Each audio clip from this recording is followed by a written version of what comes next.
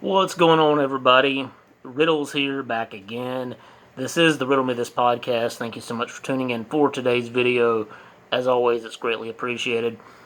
I wanted to come on here and I wanted to make a video and wish a happy birthday, a happy 15th birthday to one of my favorite, not just in the underground Juggalo scene, but one of my favorite albums of all time. The Wraith Hell's Pit by Insane Clown Posse, released on August the 31st, 2004. This was the second part of the Wraith saga, which was the final and sixth Joker card of the original deck, the original six. Whereas the Wraith Shangri-La was a representation of heaven, of good, of peace in the afterlife when you die. And of course, Hell's Pit is a representation and a vision of hell. It was the basically, for me, if I had to make a comparison, the modern version of Dante's Inferno. If you've ever read Dante's Inferno, you know what I'm talking about. I remember when this album was scheduled to be released, and at the time, Media Play was still around, and I pre-ordered that bitch from Media Play. You were able to do that back then without any issues, and I pre-ordered it about a month and a half before the official release date, so I had some time. And the day that it came out, I went to Media Play, went to the customer service desk, and they had it behind the desk for me in my name. So I got the version with the bowling balls 3D mini movie. It had the 3D glasses with it. It was fucking dope. And took it home, jammed out to it, and absolutely from the very first note of that album, I got goosebumps. I fell in love, and it instantly became a classic in my eyes. And there's a lot of great memories with this album. I had a friend who I've lost touch with over the years. He was originally from Texas, and he moved back several years ago. And he's been dealing with his own problems since, fighting his own demons, and a lot of twists and turns. We just kind of lost touch off and on. We've talked some here and there, but we keep losing touch.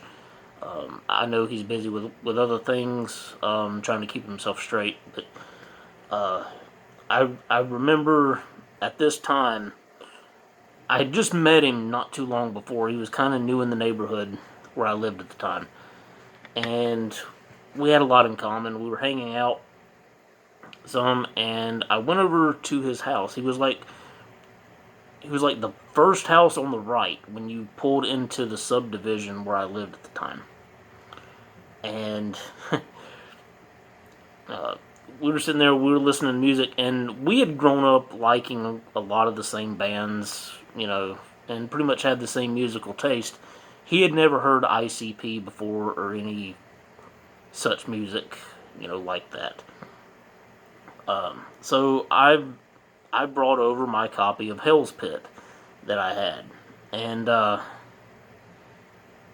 bless him, I think I borderline terrified him with that album. I think it was like 3 tracks in, he'd had enough of that one, but at least he tried. So what can I say?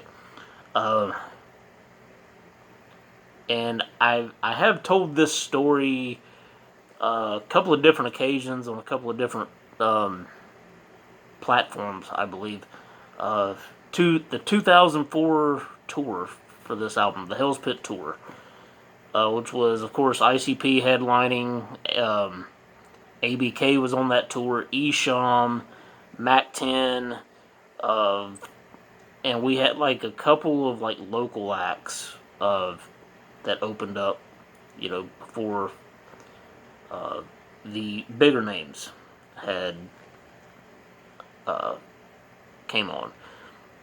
And that was the night where I had this cute little honey, this cute little juggalette flirting with me all night long. And eventually, like halfway into ICP's set, she asked me if I wanted to go out back and she would give me some head. So I got some head on the Hell's Pit tour ICP concert while ICP was playing, you guessed it, Cotton Candy. So yeah, that was a great show that night. I mean, aside from that, which was awesome in its own right, but that was a great show that night. My first time seeing Esham and ABK. Mac 10 was great that night. So were the opening acts. It was a night that I wouldn't trade for the world. I'll always remember. And so many great tracks off that album. You had Walk Into the Darkness, Suicide Hotline, Crooked Preacher Killers, Manic Depressive, Attack of the Bassheads, In My Room. So many classic tracks on that album. And of course, there was like, I think, two different versions. One was the Bowling Balls DVD, the mini movie that came with it, which is the one I got, which I still have to this day. I still have that DVD. I don't have the actual physical copy of the CD anymore. I wish I did. And I think the other one was ICP Live. I think it was at Red Rock. I can't remember. But no, I was not lucky enough to get both versions of that. But I did get the Bowling Balls 3D mini movie, which is fucking great. I love it. I laugh every time I watch it. So yeah, just so many great times and great memories from that era alone. Both the Shangri-La and the Hell's Pit times. Just a great time to a great time to be a juggalo at that point. And like I said, so many great memories, so many great times with that that I'll always carry with me. I'll never forget. And ICP has continued to grow and mature and evolve in their music. And some like that, some don't. It's all a matter of taste, but some people say that was like the last ICP album where they were at their absolute best. To some degree, yes, I agree with that, and to some other extent, I really don't. ICP's kind of been a mixed bag,